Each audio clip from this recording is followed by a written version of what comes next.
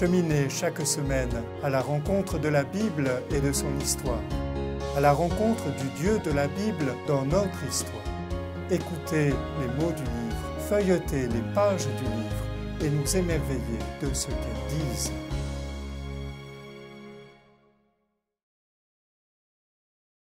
La Bible, l'histoire d'une longue marche, une pérégrination pas à pas pour aller vers Dieu, vers soi-même et vers la liberté promise. Le second livre de la Bible, l'Exode, est l'histoire de cette libération, de ce chemin de liberté qu'il faut prendre et reprendre sans cesse. Conduit par Moïse hors d'Égypte, la terre d'esclavage, le peuple marche dans le désert. Là, il connaît la soif, la faim, la tentation de retourner en arrière. Comme il est difficile de payer le prix de la liberté. Heureusement, Dieu a pitié de son peuple.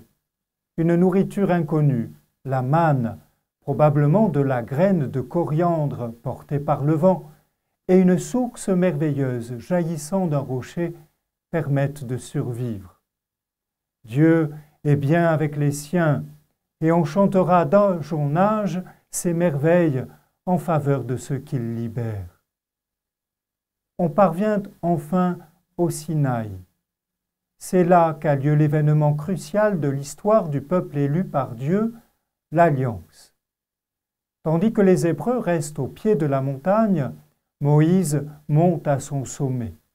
Là, dans le tonnerre et les éclairs, Dieu se manifeste à lui. Il s'engage aux côtés du peuple qui sera désormais son élu. Dieu le conduira dans la terre promise. Mais en échange, le peuple devra respecter la loi, autrement dit les 10 commandements ou décalogues. Cette loi est une véritable charte de l'homme libéré de ses fausses images de Dieu, de ses désirs illusoires. Après l'affligeant épisode du veau d'or, Moïse renouvellera la célébration de l'Alliance. Le peuple peut désormais reprendre sa marche. Il emporte avec lui les signes visibles de la révélation qui lui a été faite, la loi, gravée sur les tables de pierre déposées dans l'arche d'Alliance, sorte de coffre précieux qu'on porte sur un brancard. À chaque étape, on la dépose sous la tente ou tabernacle, lieu de la présence de Dieu parmi les siens. Et Dieu prononça toutes ces paroles. C'est moi, le Seigneur ton Dieu, qui t'ai fait sortir du pays d'Égypte, de la maison de servitude. Tu n'auras pas d'autre Dieu face à moi. Tu ne te feras pas d'idole, ni rien qui ait la forme de ce qui se trouve au ciel, là-haut, sur terre, ici-bas, ou dans les eaux, sous la terre.